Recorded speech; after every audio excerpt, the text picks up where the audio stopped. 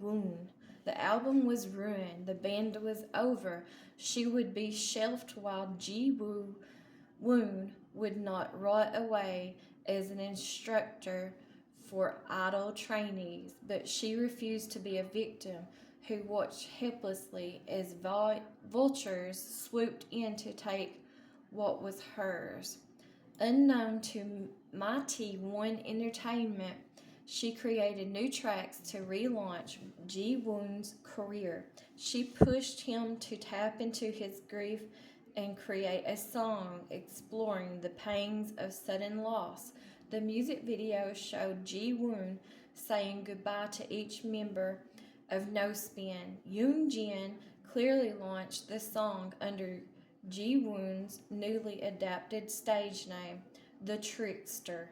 He would embody both fear and awe, like the legendary Dakahokawokabi spirit. Sorry if I'm not pronouncing these right, you all. Ji-woon's song was a global phenomenon. Its universal themes of grief and guilt resonating internationally together. Yun-Jin and the Trickster toured the world. Success greeted them on every shore, yet disturbingly so did a series of eccentric murders. This connection unsettled Yun-Jin as she noticed that the tour dates concluded, I don't know if I'm pronouncing that right, with the victim's time of death.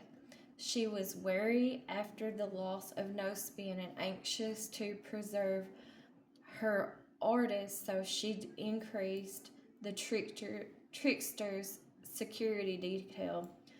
What if the serial killer was an unhinged fan fixated on the trickster, inspired by the artist's morbid songs? Returning to Seoul, Yun-Jin's worked with Ji-woon on his new material. When she entered the studio at the brink of dawn, she was surprised to see Ji-woon already there. He seemed exhausted, like he had worked all night. When she listened to his track, she discovered a bizarre intro filled with shrieks and snares. It was too experimental for her taste. A week later, another death was reported. The body showed traces of torture and was arranged in the same flamboyant style as previous murders. This time, diamond cufflinks gorged into the victim's eyes. The following day, the victim was on every television channel. A video from the victim's social media showed her squealing, surprised when her boyfriend handed her a heart-shaped birthday cake. Yun-Jin's stomach churned, that voice so familiar, and yet she had never met the victim. The next morning, her heart froze when she listened to the Trickster's opening track. The shrieks in his song matched the victim's squeal. Did he sample the victim's birthday video? No, that was impossible. He had recorded this song before the murder was reported. She stared at Ji-woon on the other side of the booth glass window.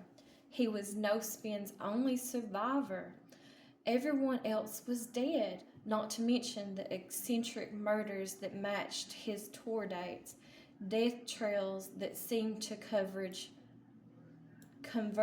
to him. If he caused this, no artist would survive the scandal. Yun-Jin's career, no, her life would be over. All she had would be destroyed. A wave of nausea surged over her, her heart racing. She rushed to the restroom. Wild thoughts blazed through her mind as she splashed icy water over her face.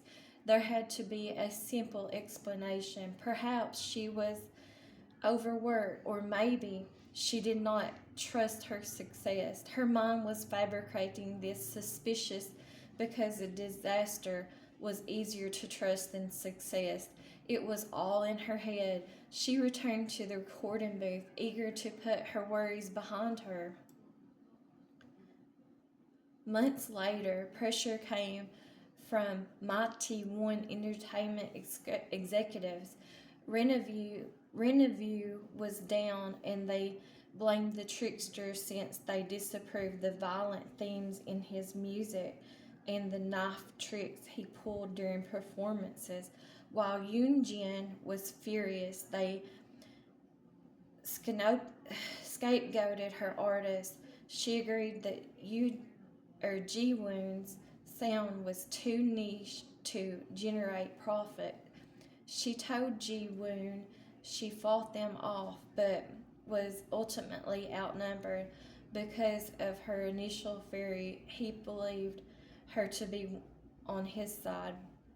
They were given 3 months to create and perform the next hit for Mighty One.